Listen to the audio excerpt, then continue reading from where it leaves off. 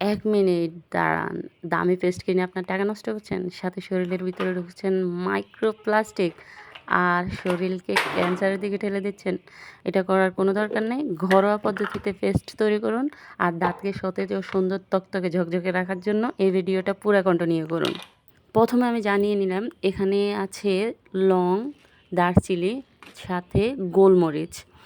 আর এখানে আমি নিলাম হলুদের গুঁড়া, তারপরে বেকিং সোডা, সরিষার তেল আর লেবু আর সাথে একটু ফিটকারি। এগুলো নিব, নেওয়ার পর এগুলোর গুঁড়ো করব, গুঁড়ো করে পেস্ট করব, সবগুলো একসাথে মিশাবো এগুলোর পেস্ট করব। এর সাথে এড করুন আপনার দারচিনি, গোলমরিচ আর লং।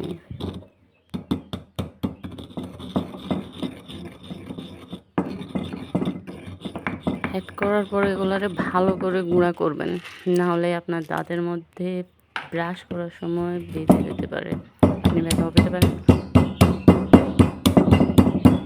ভিডিওটা অনেক বড় হয়ে যায়, এজন্য ভিডিওটাকে একটু কেটে নিলাম, সরি, মাফ করে দেবেন।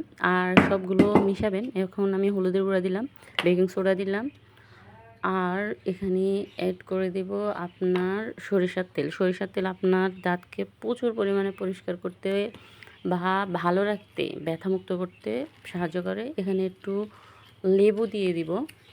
যদি আপনার মাড়িতে ইনফেকশন বা ক্ষতিকর কোনো কিছু থাকে তাহলে ইনশাল্লাহ লেবুর কারণে ভালো হয়ে যাবে। এগুলো সবগুলোকে মিক্স করব।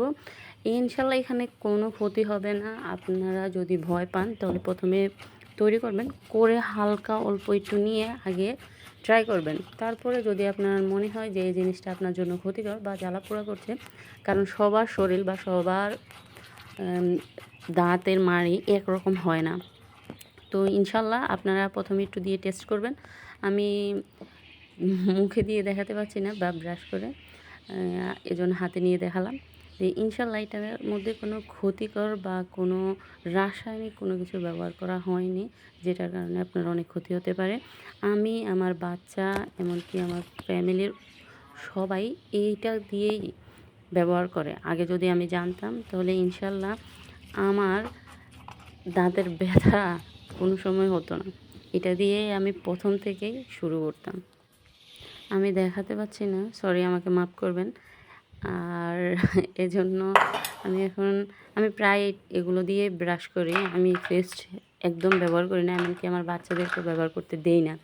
আর আমি আমার সরি, আমাকে মাফ করবেন। আমি আমার চেহারা দেখাতে পারছি না, এজন্য দেখাইনি যে আমি জিনিসটা দিয়ে ব্রাশ করি।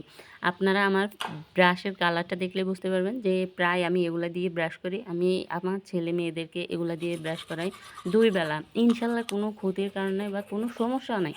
আপনার বাচ্চা যদি এগুলো একটু খেয়েও ফেলে তাহলে কোনো সমস্যা হবে না। আপনি আপনার বাচ্চাকে এগুলো দিয়ে ব্রাশ করাতে পারেন। আর 2 বেলা ব্রাশ করবেন, দাঁতগুলো ক্লিন করে দিবেন আপনার টুথপিক দিয়ে। আপনার ইনশাল্লাহ দাঁতে কোনো সমস্যা হবে না। আর আপনার এইটার দ্বারা কোনো ক্যান্সারের ক্ষতিকর জীবাণু আপনার শরীরের ভিতরে ঢুকতেও পারবে না। পেস্ট ব্যবহার করা বন্ধ করে দিন। বাজারে কেমিক্যালযুক্ত খাবার বাচ্চাদেরকে খাওয়ানো বন্ধ করে দিন। একমাত্র বাচ্চাদের কথা চিন্তা করে এই ভিডিওগুলো করলাম আমি, কারণ সবার বাচ্চা সবার কাছে দামি আর প্রিয়।